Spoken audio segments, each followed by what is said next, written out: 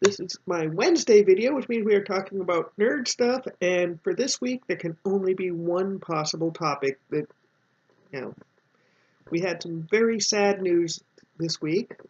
Perhaps the person most responsible for modern nerd culture, certainly one of the most important people in just pop culture in general, has passed away. I still remember, back in like around 1980-ish, 81, I got a bunch of like bagged comics, like the ones that came 3 comics to a bag. I got like 5 bags of those back. It was like right after Christmas or right after my birthday. Someone had given me $5.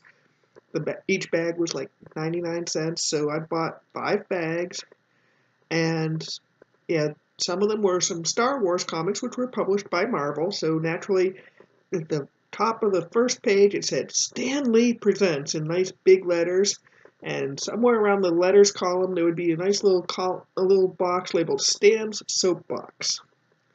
And then, so that was my first exposure to Stan Lee, was from those comics.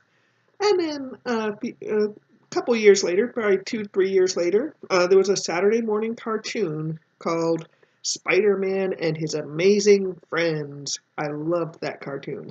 And each episode, at the very beginning, there would be a little brief narration setting the tone for the episode.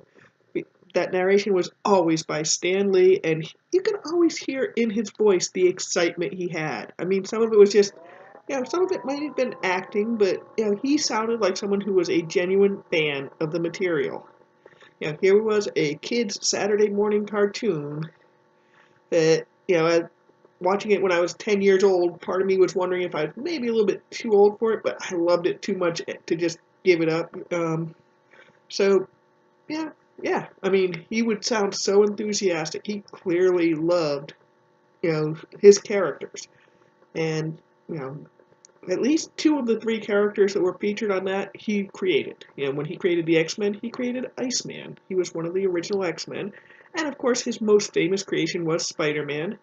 I'm not sure if he created Firestar or not, but certainly, he definitely created most of the Marvel Universe as we know it. And no one will ever be like him, ever again.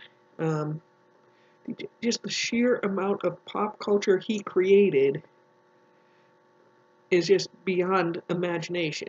He was a great one. And not only that, but he was very active in standing up for social causes. When there was a lot of problems going on about drugs and stuff, he decided to do an anti-drug story. And back then, the comics code was very strict that, you can't have any drug mentions in a comic book and carry the code. And he fought for the chance to do an anti-drug Spider-Man story, and his publisher had to agree to not let that issue carry that little comics code seal on it. The whole purpose of the X-Men was to deal with prejudice in its various forms. These were an oppressed minority, basically. And he publicly stood up to racism. There's a very interesting little Stan soapbox that's been going around since his death.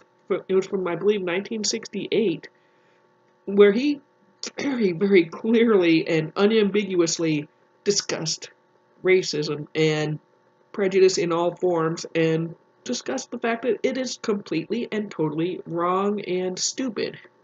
So, he was perhaps, so he was a great social justice warrior in addition to being a great creative genius. He did so much for the world of comic books, but he helped carry those comic books into TV and movies.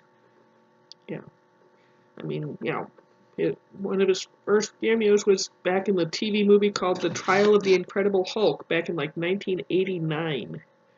And, certainly, not only has he done a ton of cameos for modern Marvel movies, but before his death, I've heard that he had filmed several additional cameos for future Marvel movies, so that even years from now, 2, 3 years from now, we will still be seeing his face whenever we see a Marvel movie. And it's just, but yeah, his contributions to the world of pop culture and to nerd culture are just amazing. And the world is going to be a sadder place without him. He will be missed, both for being a great human and for being a great creative genius. He's the one that really kept superheroes alive. At the time, yes, Justice League was selling very well prior to him creating Fantastic Four. In fact, that's why he created Fantastic Four, was because his publisher had heard that Justice League was selling really well and suggested, hey, why don't you create a team of superheroes? But he chose to do it his way. He did not do it, typical 1950s, 60s superhero stuff, where it's like these are the ultimate good guys. They are perfect in every way. No, what he did, the way he created his superheroes was he gave them their flaw. He gave them flaws. He made these people humans who happen to have superpowers. And he did that with not only the Fantastic Four, but with Spider-Man, the Incredible Hulk, the X-Men, of course. All of his characters. He was, the one. And quite frankly, if he hadn't done that, the superhero genre would have never survived the 1960s. What is the relevance of like Superman or whatever in a time of the social upheavals that were going on? How was Superman, as he was in the 1950s, relevant? So, basically what would have happened, in my opinion, if Stan Lee hadn't created human superheroes the way he did, flawed superheroes, ultimately what would have happened is that all the great superheroes would have seen their sales plummet in the mid to late 1960s. The books would have been canceled, and no one would now be really all that familiar with Superman or Batman or Wonder Woman. But instead, Stan Lee showed that human superheroes work. He created Spider-Man. He created the Fantastic Four and Iron Man and Thor and all these characters, and made them flawed, wonderful characters. And as a result, people could still find relevance in them during the upcoming decades. It allowed those characters to grow and change, which kept readers coming to their books year after year after year.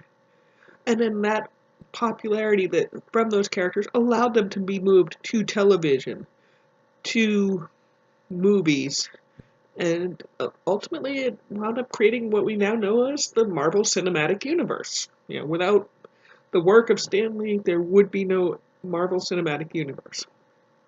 So I'm very thankful for Stan Lee's life, and he will be missed. I've never met him in person. Some of my Facebook friends not only met him in person, but would consider him a friend and a colleague. And, for those people, my heart truly goes out. Among them, Kathleen Davis, Jenna Bush, a few others, who have not only met him, but worked with him on a close basis on various projects, or just considered him friend. And, I just think it's, so my heart goes out to them. Okay, sorry, I had to pause that video because I really didn't want to cough on camera. But anyways, my heart goes out to my friends who actually knew Stan and considered him a friend and colleague. And I just want to close this video by saying, Excelsior, true believers.